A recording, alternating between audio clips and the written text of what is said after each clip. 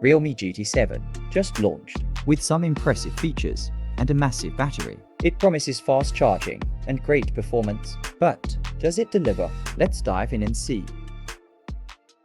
Let's start with the unboxing. So here's the box, and on the back, some key highlights are mentioned. Let's open it. First, we get a case for the phone, some documents, and a SIM ejector tool. And here is our Realme GT7.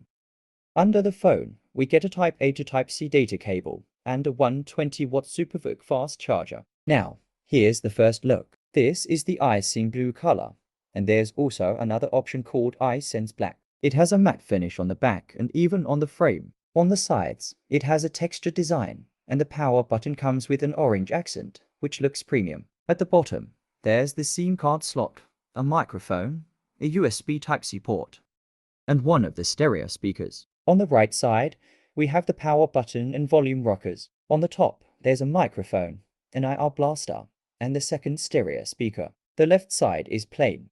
A quick look at the back, we have the Realme branding. The haptics are impressive. The phone weighs 207 grams, and it comes with an IP69 rating, so it's well protected.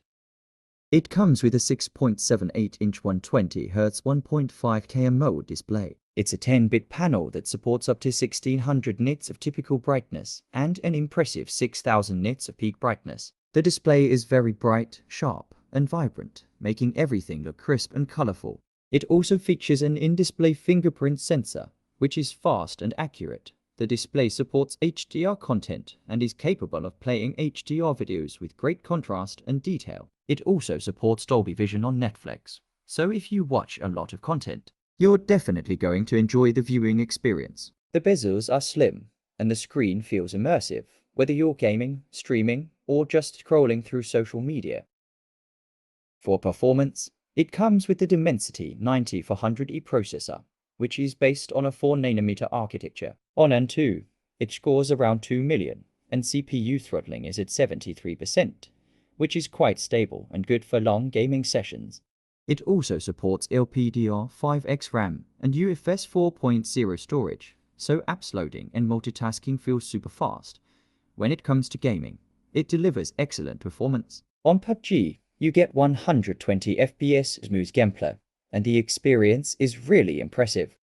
The gameplay feels fluid, there's no noticeable lag, and the touch response is quick. Even during extended sessions, the phone stays cool and maintains stable performance, making it a great choice for mobile gamers. It comes with Android 15 and Realme UI 6 out of the box. Realme is claiming 4 years of Android updates and 6 years of security updates, which is great for long-term usage. Yes, there are a few pre-installed apps, but the good thing is that you can easily uninstall most of them.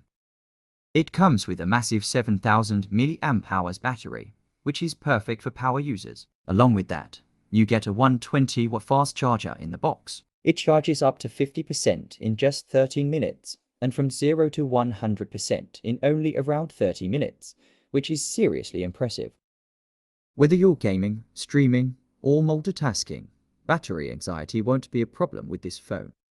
The camera setup is simple but solid. If you look at it, there's a 50-megapixel main camera with a Sony sensor, and another 50-megapixel telephoto lens with 2x optical zoom, which can go up to 20x digital zoom. Then there's an 8-megapixel ultra-wide camera, and on the front, you get a 32-megapixel selfie camera.